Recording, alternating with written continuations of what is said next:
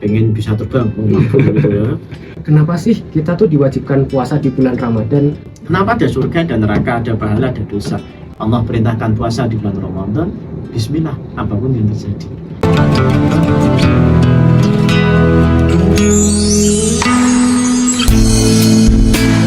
I praise Allah for sending me you, my love. You found your home, it's here with me, and I'm here with you. Now let me let you know. Assalamualaikum, halo sobat juara, Ali di sini.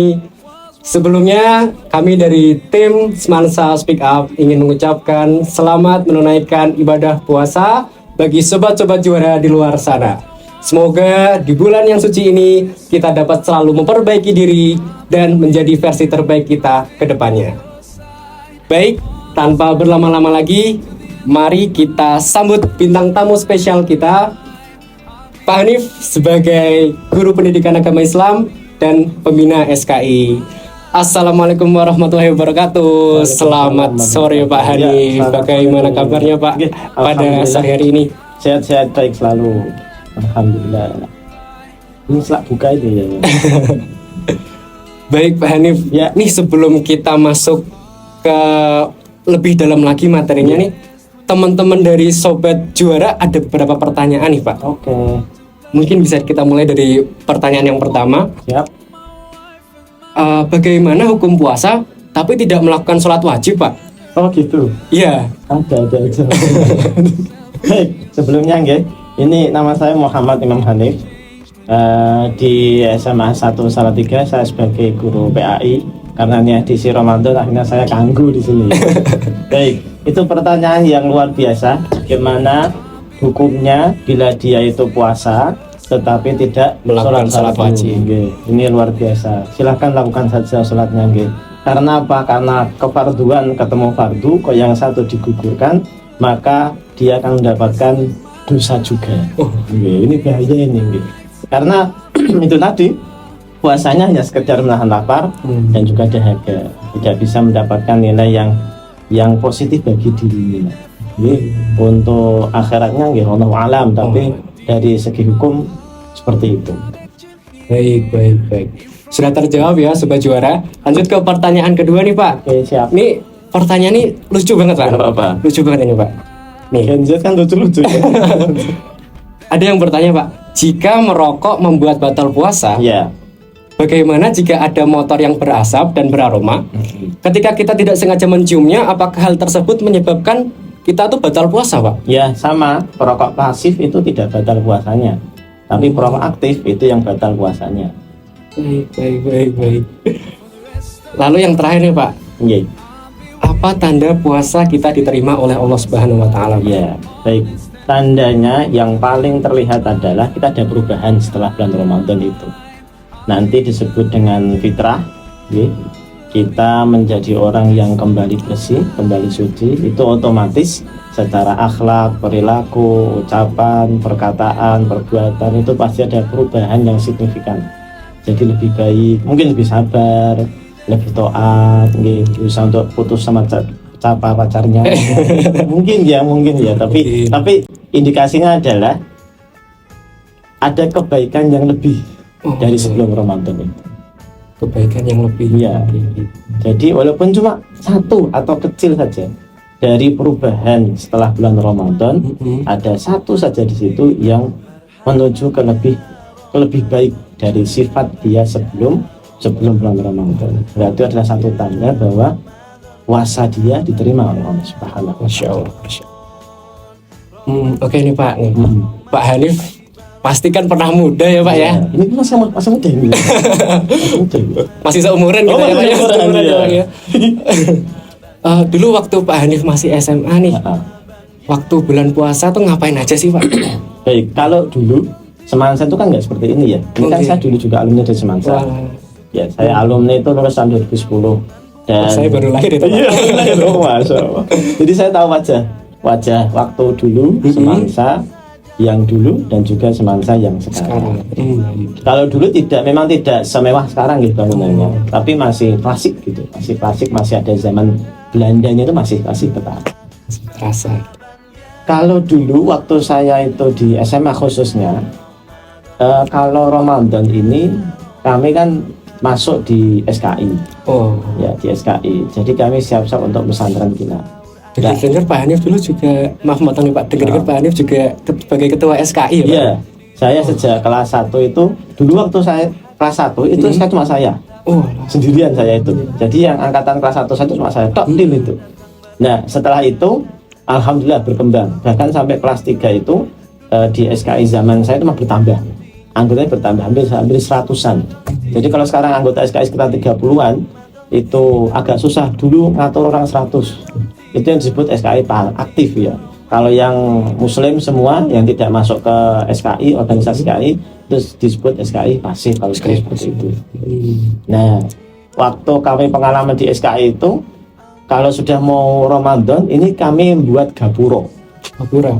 Ya, kami membuat gapura itu yang terbuat dari bambu. Dari apa ya, bahasa Jawanya pring. Bambu itu. Jadi salah satu yang asik dari Ramadannya kami di Semansa dulu itu membuat itu. Berarti event wajib gitu ya Pak ya? Setiap Ramadan Iya. membuat gapura dari bambu itu. tadi. Iya. Dan tempatnya tuh ini bawah Selasar itu. Dua Selasar. Jadi Selasar kan belum ada. Oh iya. Selasar belum ada bangunan tinggal di situ. Di situ gerbang utamanya. Jadi kami taruh gapuro dari bambu itu di situ. Itu salah satunya. Yang kedua, itu kalau dulu pesantren kilat itu yang mengisi siswa. Berarti dari SKI-nya yang mengisi itu Pak? Terutama yang kelas 3. Oh. Ya. Nanti kalau kelas 3 pematerinya sudah habis baru diambilkan kelas 2. Jadi guru-guru itu tidak ada yang mengisi di pesantren dulu. Jadi guru dulu yang mengisi itu dari siswa sendiri. Siswa sendiri. Ya itu akhirnya menjadi asik. Karena setelah itu akan ada buber dengan teman-teman plus alumni juga. Ya akhirnya kami yang masuk ke organisasi itu harus otomatis persiapan itu semua. Ya itulah pengalaman sedikit lah dari di waktu di SMA dulu. Ya yang saya cuma itu ya saya ingat ya. Karena saya itu ingatannya pendek sekali. Ya kira-kira gitu. Ya. Dulu waktu masih SMA tuh juga sering menemui nggak sih Pak? Mungkin kalau bahasa anak sekarang tuh mokel gitu Pak. Teman-temannya ada yang suka batal puasa di tengah hari gitu Pak. Sering menemui nggak Pak? Karena gini deh, dulu itu tidak ada ini ya, handphone yang Android. Oh Ya, jadi kan nggak ada status. Jadi kita nggak bisa tahu ya perkembangan apa waktu itu teman-teman bagaimana, nggak ada. Karena saya itu hidup di Semansa itu cuma Semansa, kelas, masjid, kelas, masjid, pulang, sudah. Jadi saya jarang kantin dan kemana itu jarang sekali. Jadi kalau langsung menemui teman-teman pada mokel itu saya jarang sekali gitu. Tapi kalau zaman sudah ada Android itu malah waktu saya mengajar zaman dulu sebelum tahun 2022 itu sempat ada murid saya yang dia itu status jam 12 siang mokel nasi padang. Nah, itu ada itu karena ada buktinya ada statusnya. Nah kalau zamannya Bani dulu ke SMA karena tidak ada HP Android, tidak ada yang bikin status, ya akhirnya tidak seheboh sekarang kalau mokel. Mungkin di luar mungkin tapi kita nggak tahu juga. Ya itu pengalaman sedikit aja. baik Pak, mungkin kita lanjut nih Pak. Ya. Pak Hanif punya nggak Pak kayak mungkin wasilah gitu Pak, nasihat biar puasa tuh nggak sekedar menahan lapar Pak? Iya, ini sih perkembangan sejak jadi sampai sekarang. Karena secara pribadi saya itu hidupnya di lingkungan yang agamis cuma santai. Jadi tidak terlalu saklek, harus agamis banget gitu loh. Orang tua saya tuh bukan tipe yang mengharuskan saya harus agamis, tetapi kalau untuk mengajarkan dasar agama itu memang tegas. Tapi dari situ itu timbul bahwa tidak ada keinginan untuk berbuat sesuatu yang melanggar. Contoh seperti puasa itu, seperti puasa pikiran pengen mokel itu tidak ada sama sekali. Karena ya itu kami agamis cuma dibuat santai. Santai. Jadi tidak ada tekanan di sini gitu, tidak ada tekanan. Kalau di luar rumah saya metal atau kayak belum dilepas dari sangkar itu enggak. Jadi di luar rumah pun kami punya tanggung jawab di situ, yaitu berkembang. Artinya waktu kalian masih sumar seperti ini, motivasinya biar enggak batal itu gimana? Itu kalian sendiri yang menentukan. Kalau sekarang motivasi dari Pak Hanif sendiri itu adalah bagaimana saya ini di hadapan Allah ini benar-benar diakui sebagai hamba gitu. Jadi dari Tuhan ngasih perintah ke hambanya, apa kudu poso ya sudah, kalau sebagai seorang hamba itu perintah Tuhan, kenapa tidak dilaksanakan? Kalau di sini mengaku satu hamba, satu mengaku hamba, itu ada Tuhan saya yang ngasih tugas, ngasih kewajiban, ngasih bahkan beban. Saya mengaku sebagai seorang hamba, itu harus saya lakukan. Contoh gini deh, seperti ini. Kalau di keraton itu kan ada yang namanya abdi dalam. Itu luar biasa itu. Itu apa permisalan sebagai seorang hamba. Bagaimana abdi dalam, bagaimanapun kondisinya, entah sakit, entah sehat, bahagia atau susah, kalau pangerannya itu, rajanya itu sudah memberikan perintah titah, maka langsung dilaksanakan. Seperti itu. Saya ingin menjadi manusia itu seperti itu. Kepada Tuhan saya, Allah, itu saya mengaku hambanya Allah Subhanahu wa Ta'ala, maka saya bagaimana harus sepantas mungkin untuk disebut hamba di sisi Allah. Yaitu salah satunya ini. Dengan Allah perintahkan puasa di bulan Ramadan, bismillah, apapun yang terjadi, seberat apapun kegiatannya, itu harus dilaksanakan. Karena apa? Karena saya hanya seorang hamba di sisi Allah Subhanahu wa Ta'ala, dan ingin benar-benar diakui, ingin diakui menjadi hamba yang menghamba pada Allah Subhanahu. Itu kalau sekarang kira-kira kan gitu. Baik Pak, kan Bapak juga sebagai pembina SKI nih Pak. Jadi dari SKI sendiri apakah ada program khusus selama bulan Ramadan ini Pak? Mulai dari 1 Ramadan mungkin sampai nanti sebelum libur atau kalau program khusus saya sengaja tidak. Tidak. Karena biar teman-teman di SKI itu fokus untuk memikirkan pesantren Ramadan. Jadi saya melihat kondisi, artinya saya sudah beberapa kali melewati zaman di Semansa. Itu otomatis saya berusaha untuk menganalisis kemampuan, kekuatan setiap generasi. Jadi kalau dibandingkan dengan yang dulu dan sekarang, maka saya harus bisa mengambil sikap. Jadi untuk yang zaman sekarang, saya mengambil sikap adalah saya tidak terlalu ingin membebani mereka dan kegiatan, walaupun sebenarnya saya pengen, karena ini momen yang luar biasa di bulan Ramadan. Tapi ya itu, karena mereka sudah ada satu tugas, yaitu untuk pesantren Ramadan, ya sudah itu aja dilaksanakan, yang penting sukses, itu sudah luar biasa bagi saya. Tidak ada tuntutan yang muluk-muluk untuk SKI. Masjid apa itu ramai, makmur, teman-teman muslim di SMA 1 khususnya yang organisasinya diambil oleh SKI itu secara rohaniahnya, religiusitas itu juga terpenuhi itu di bulan Ramadan. Ya kira-kira. Oke Pak, menarik sekali ya. Nanti kalau ini fun fact teman-teman, nanti di minggu depan ya Pak ya? Iya, minggu depan akan ada pesantren Ramadan di SMA Negeri 1 Salatiga sampai 2 minggu. Sampai 2 minggu. Oke Pak, jadi kan ini tadi sudah membahas di sekolah nih Pak. Ya. Sekarang nih mau sedikit tanya-tanya nih, Pak Hanif, nih di rumah selama puasa itu kegiatannya bagaimana? Apa saja gitu Pak? Kegiatannya saya sangat sibuk sekali gitu. Ini pun kemarin janjian mau buat podcast ini pun sangat panjang itu saya gitu. Oh ya dulu jadwalnya dulu kira-kira bisa nyandak gitu. Tapi kalau kemarin dilihat sampai jamnya sekian, saya masih nyandak karena nanti 5:30 saya harus kasih kajian juga. Oh, di mana Pak? Di Masjid Joglo. Oh. Ya, di Masjid Musola Joglo di Paseman. Di Paseman, ya. Ini biar agak sembuh dikit ya. Kegiatan saya itu banyak sekali ya. Sejak saya tuh bangun, nanti sudah mulai kuliah subuh hampir setiap hari, kemudian nanti sekolah sampai sore. Setelah itu ya entah kajian yang iftar mau buka puasa itu nanti ngimami sana sini dan sebagainya. Ya, ya semoga Allah memberikan kesehatan saja. Gitu. Amin, Amin. Karena ya alhamdulillah cuacanya seperti ini.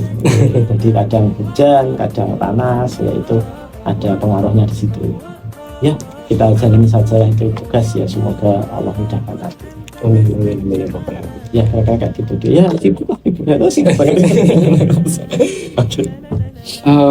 Pak Hanif ini selama Ramadan misalnya Pak, waktu mungkin mengisi kuliah subuh, berceramah di masjid-masjid itu pernah mungkin mengajak audiensnya untuk seperti challenge, tantangan selama 30 hari puasa ini. Ada sesuatu yang mungkin tadi awal kita sudah bahas, ada sesuatu yang walaupun satu menjadi lebih baik dari diri kita sekarang itu Pak. Ya ada. Karena di benak saya, di pikiran saya, di angan-angan saya, memang harus 100% serahkan ke Allah. Berarti kembali ke diri masing-masing gitu Pak. Iya. Jadi apapun yang saya sampaikan, baik di kelas maupun di luar, itu saya sering kali bilang seperti itu. Ini teorinya gitu, atau di kelas ini penjelasannya kayak gitu. Selanjutnya adalah terserah kalian yang mengamalkan. Bagaimana kalian mengamalkan sendiri ilmu yang sudah didapatkan dengan penjelasan ini. Karena yang akan mempertanggungjawabkan nanti ya diri sendiri. Walaupun saya sebagai yang menyampaikan itu pun harus tanggung jawab juga. Ya, artinya tanggung jawab bahwa apa yang saya sampaikan ini berdampak manfaat enggak? Karena gini, ini yang sebenarnya saya agak takut. Ya.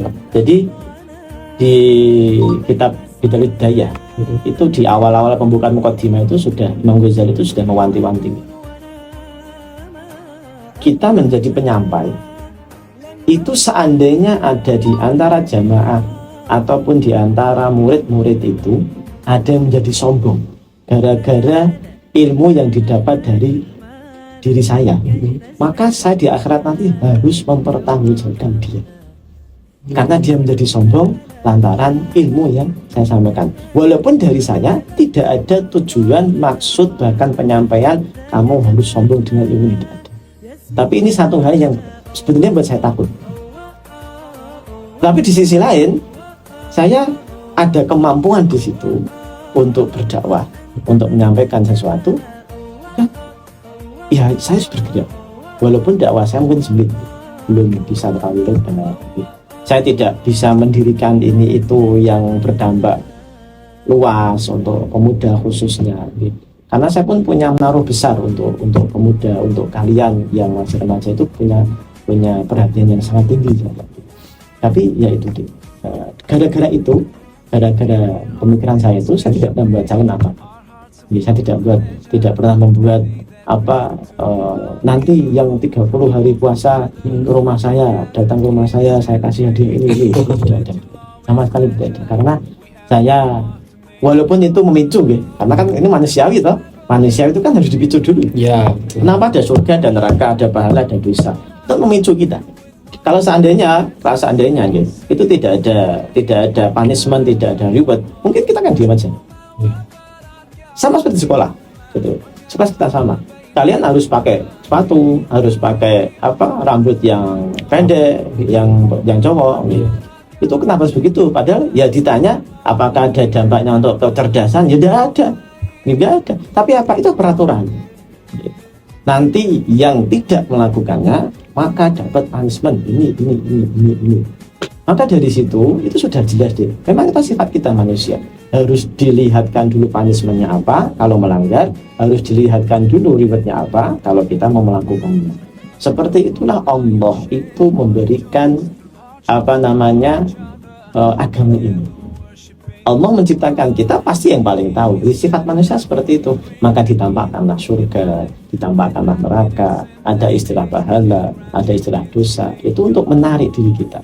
Kalau kita ingin mendapatkan surga, maka gimana caranya kita menumpuk pahala sebanyak-banyaknya. Kalau kita mau ke neraka, ya silakan. tumpuk dosa sebanyak-banyaknya kalau memang mau ke neraka gitu. Jadi itu akhirnya pribadi, kembali lagi ke pribadi gitu. Semua penceramah, semua mubalik atau penyampai atau pendakwah itu tugasnya menyampaikan. Walaupun setelah disampaikan kok tidak ada perubahan, memang galau, memang susah sebenarnya gitu. Tapi ya itu tadi, saya, dia, ya dia. Tugas saya menyampaikan dan tidak ada paksaan saya harus menuntut dia untuk berubah. Mereka kayak gitu tuh, maka nggak ada jalan sama sekali. Dan saya sampaikan, semoga Allah memberikan hidayah, karena Allah yang memberikan hidayah baik pada sisi saya maupun pada dia untuk bisa berubah menjadi lebih baik lagi. Oke, Sobat Cora, mungkin dari sebagian Sobat Cora nih penasaran gitu ya, kenapa sih kita tuh diwajibkan puasa di bulan Ramadan? Apa saja mungkin artinya atau filosofis dibalik puasa selama 30 hari ini? Mungkin dari Pak Hanif nih, bagaimana Pak? Iya. Kenapa kita diwajibkan untuk berpuasa selama 30 hari dan apa arti dibalik puasa selama sebulan penuhnya itu? Iya. Saya kembali ke awal tadi, bahwa hamba itu diperintah oleh Tuhan. Kembali ke situ. Jadi Tuhan mau memerintah apapun, kalau dia memang mengaku sebagai seorang hamba, maka dia melakukannya. Maka itulah, kalau istilah kita kan kewajiban. Iya. Seakan-akan kata-kata kewajiban itu membebani diri kita. Itu seakan-akan. Padahal memang itulah istilah yang bisa diterima oleh manusia kalau menunjukkan bahwa hal ini harus dikerjakan. Maka ada istilah kewajiban. Ini bahasa manusia. Karena apa? Pasti dibalik setiap perintah itu membuatkan keuntungan bagi kita. Pasti dibalik sebuah perintah itu membuat diri kita itu bisa semakin dekat dengan Tuhan Allah Subhanahu wa Ta'ala. Itu secara rohaniyah. Maka tidak ada alasan yang lebih besar daripada itu. Karena taruhnya apa? Iman. Maka suratnya itu kan Al-Baqarah 183 kan panggilannya ya ayyuhalladzina amanu. Taruhnya iman. Ada juga sabda Rasulullah, man shoma ramadhana imanan wahtisab. Barang siapa yang puasa dengan iman dan mengharapkan ridho dari Allah Subhanahu wa Ta'ala, maka taruhnya itu. Ya, itu yang paling utama alasan bahwa keimanan ini menjadi tendensi pertama dia harus melakukan puasa. Dan yang lainnya. Karena apa? Psikologi, secara fisik, kesehatan sudah terbukti bahwa puasa itu bagus. Iya, betul. Puasa itu bagus. Bisa kayak apa? Membantu membakar lemak ya, Pak. Iya, betul. Karena gini, pencernaan juga menjadi lebih sehat. Contoh ya. Puasa. Kalau kita mau operasi, bukan kita. Iya. Ada orang mau operasi, iya. Itu pasti disuruh pasti puasa. Pasti kayak gitu. Mohon maaf ini, masuk ke dunia klinik nih, iya, dunia kejawen tuh. Tanya orang-orang kejawen, dia pasti melakukan puasa. Pengen bisa terbang, ya. Pengen bisa narik pusaka, ya. Pasti awalnya puasa. Dari dunia yang mana ya, bagi kita dianggap hitam itu seperti itu pun menggunakan puasa. Berarti puasa ini itu punya rahasia untuk spiritualitas yang tinggi. Apalagi kok kita gunakan dalam beragam untuk beribadah. Itu puasa secara religius, secara spiritual, psikologi, membantu kita untuk mengolah emosional kita. Karena orang yang excellent, orang yang sempurna itu adalah orang yang bisa mengendalikan emosinya. Contohnya puasa. Maka waktu kita itu, mohon maaf nih, sudah dewasa seperti ini, kita sudah tertarik dengan lawan jenis, tapi belum siap nikah, maka perintahnya puasa. Puasa dulu. Kenapa? Itu mau mengendalikan emosional kita. Menjaga gitu ya, menjaga gitu. Betul. Mencegah. Iya, mencegah. Karena inti dari nafsu itu berawal dari perut. Dari perut. Mohon maaf ya, kalau orang yang perutnya itu kenyang, maka syahwatnya tinggi. Maka dijaga oleh puasa, lapar, sehingga syahwat ini tidak muncul begitu tingginya. Lama-lama terkendali dan akhirnya dia memang belum bisa untuk siap menikah, maka nafsunya bisa terkendali. Nah itu penting. Jadi bukan kok puasa itu hanya untuk orang-orang tua, enggak, tapi malah untuk kaum muda seperti kita ini sangat penting sekali. Iya, kira-kira gitu tuh. Sangat berbobot, sangat daging sekali ini tadi materi yang disampaikan oleh Pak Hanif. Mungkin kita bisa menarik sebuah benang merah dari puasa ini merupakan kewajiban kita nih sebagai seorang hamba, dimana nanti setelah kita melaksanakan kewajiban pasti akan ada hak yang akan kita terima ya Pak ya.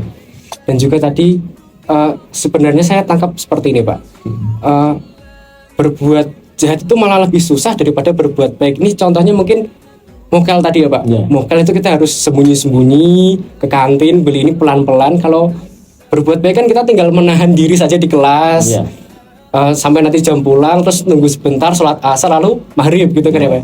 Berarti sebenarnya itu kalau mau berbuat jahat kita butuh effort, butuh kemampuan lebih daripada berbuat baik ya Pak ya. Berarti ini sangat-sangat berterima kasih kepada Pak Hanif yang sudah meluangkan waktu di jadwal beliau yang sibuk. Sama-sama. Warawiri ke sana kemari menjadi penceramah-penceramah di masjid-masjid di Salatiga. Bagi sobat-sobat Sora yang nanti mungkin ke kemudian hari bertemu dengan Pak Hanif, bisa mungkin berfoto gitu ya Pak ya. Berfoto. Mumpung belum terkenal banget ya nih. Iya, ini masih underrated teman-teman sekalian. Siapa tahu nanti beliau bisa menggantikan Ustadz Adi Hidayat, Ustadz Abdul Somad dan penceramah-penceramah kondang lainnya. Saya amin saja. Baik sobat-sobat Sora, sudah sampai kita di penghujung acara. Saya Ali, mohon izin pamit undur diri. Juga Pak Hanif, terima kasih banyak sekali atas ilmu-ilmu yang telah disampaikan. Sampai bertemu di episode-episode selanjutnya. Semoga di bulan yang penuh dengan rahmat bulan yang suci ini, kita selalu bisa memperbaiki diri kita, selalu pengen menjadi lebih baik dari yang sekarang, dan kita akan kembali sedih di hari yang fitri. Amin. Luar biasa. Oke, terima kasih sekali dari saya, semoga ada manfaatnya, dan terima kasih Kak Adri. Assalamualaikum warahmatullahi wabarakatuh. Baik, wassalamualaikum warahmatullahi wabarakatuh. Nih Pak, sebelum kita tutup nih Pak, siap. ada ini Semansa speak up ini ada jargonnya Pak. Jadi susah ini kan jargon apa-apa. Jadi Semansa speak up level up gitu Pak. Susah, bahasa Inggris susah. Baik sobat Sora, Semansa speak up level up. Assalamualaikum warahmatullahi wabarakatuh. Terima kasih Pak Hanif ya. Anak itu suara gojek saya. Kok nggak dingin ya? Kena panas kita.